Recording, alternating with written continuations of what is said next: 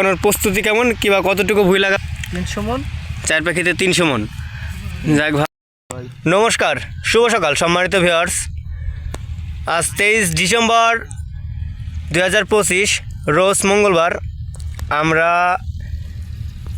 একজন তরুণ কৃষকের সন্ধান পেয়েছি যে ইনি নিজ অর্থায়নে তার নিজ ক্ষেতে পেঁয়াজের চারা রোপণ করতেছেন। আসেন আমরা তার সাথে একটু কথা বলি, দেখি সে কি জাতের চারা রোপণ করতেছে এবং তার ভুঁই লাগানোর প্রস্তুতি কেমন কিংবা কতটুকু ভুঁই লাগাবে তার সাথে কথা বলি।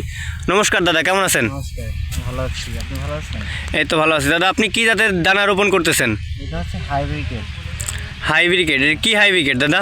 লাল তিল হাইব্রিড। লাল তিল হাইব্রিড? এটা কি অরিজিনাল লাল তিল হাইব্রিড নাকি এটা সেকেন্ড জেনারেশনের লাল তিল হাইব্রিড?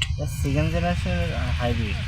যাক ভালো। এই আপনি যে দানা রোপণ করতেছেন এই দানা দিয়ে আপনার কতটুকু ভুঁই রোপণ করার ইচ্ছা, মানে এবার আপনি কতটুকু ভুঁই রোপণ করতে চাচ্ছেন? চার পাখি মতো লাগাবো। চার পাখিতে আপনার কি পরিমাণ পেঁয়াজ উৎপাদনের আশাবাদ প্রকাশ করেন? 300 মন। চার পাখিতে 300 মন। যাক ভালো।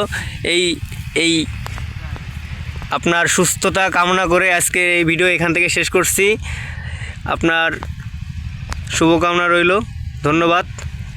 প্রিয় ভিউয়ার্স, আপনারা দেখছেন কৃষক এইটুকু ভুঁই তিনি এইমাত্র রোপণ করছেন। তার যে পরিমাণে অর্থদণ্ড যাচ্ছে এই ভুঁই রোপণ করার জন্য, এবং তিনি যতটুকু দানা দিয়েছেন তার যতটুকু ভুঁই লাগাবেন তার পরিমাণ হচ্ছে আপনারা তাদের মুখ থেকে শুনতে পাচ্ছেন, এবং সে যে কতটুকু ভুঁইয়ের টার্গেটে কতটুকু পেঁয়াজ উৎপাদন হবে সেটা আপনাদের বললেন, নিজ মুখে আপনারা শুনতে পাচ্ছেন।